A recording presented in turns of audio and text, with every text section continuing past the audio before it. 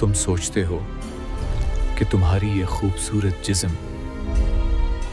ये बात है इस फल की जो जन्नत से आया। ये कोई आम इंजीर या जैतून नहीं है। ये गवाह हैं इस तारीख के जो इंसान को इसकी असलियत दिखाएगी। ये बात है इस पहाड़ की जहां खुदा ने इंसान से बराह रास्त बात की। ये कहानी है इस शहर की जहां अमन का पहरा है। देखो मेरे बॉडी, देखो मेरी तलवार बाजी।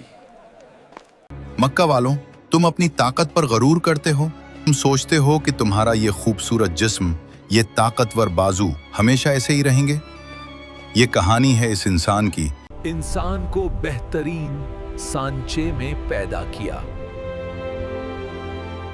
जिसे अल्लाह ने खुद अपने हाथों से संवारा, बेस्ट वर्जन बनाया, लेकिन फिर फेंक दिया गया उसे। कहां? सबसे निचले दर्जे में, जानवरों से भी बदतर। ये बात है सूरत उत्तीन।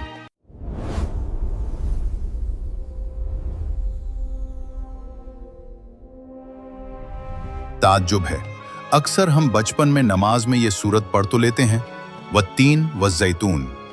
ये सूरह मक्का के उस दौर में नाजिल हुई जब इंसान अपनी शनाख्त, आइडेंटिटी भूल चुका था। हटो यहाँ से।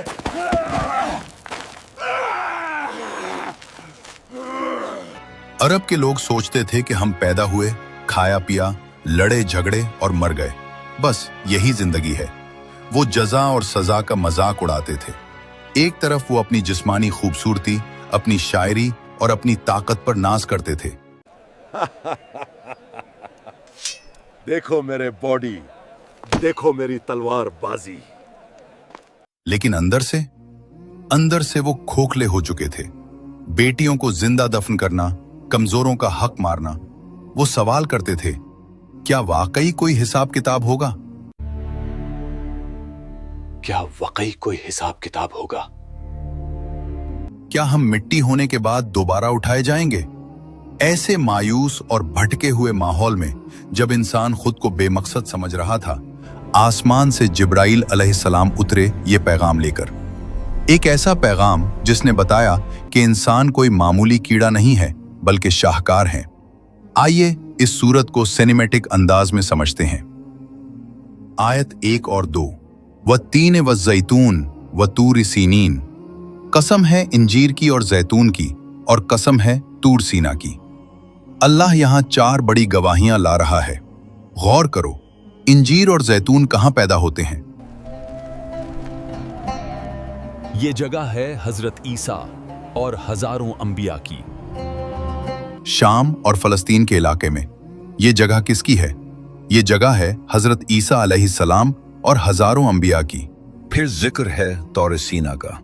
ये वो पहाड़ है जहां मूसा अलैहिस्सलाम को अल्लाह ने शरीयत दी, उनसे कलाम किया।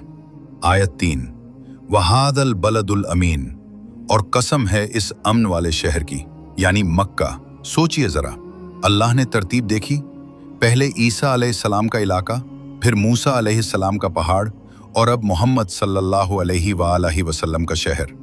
ये तीनों वो मकामात हैं जहां इंसानियत को रास्ता दिखाने के लिए सबसे बड़े प्रोजेक्ट्स लॉन्च किए गए।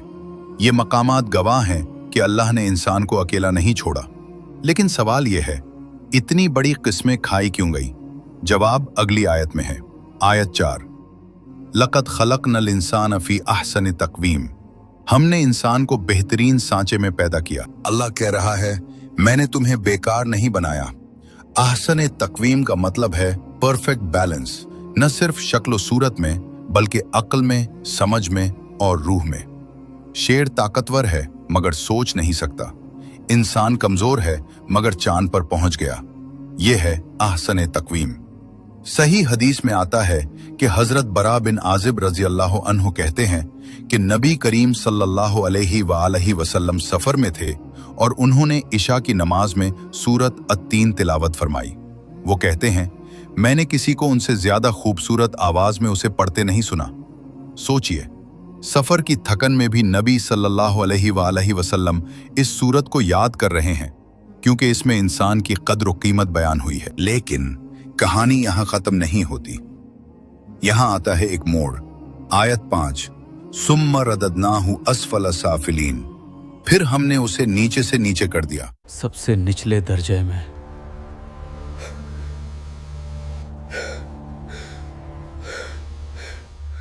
यहाँ असफला साफिलीन का क्या मतलब है? बाज मुफस्सिरीन कहते हैं इसका मतलब बुढ़ापा है, कि वो जो इतना खूबसूरत था अब झुक गया, दांत गिर गए, याददाश्त चली गई। लेकिन इसका एक गहरा मतलब और है जो इब्ने अब्बास और बड़े स्कॉलर्स बताते हैं। इसका मतलब है अखलाकी गिरावट।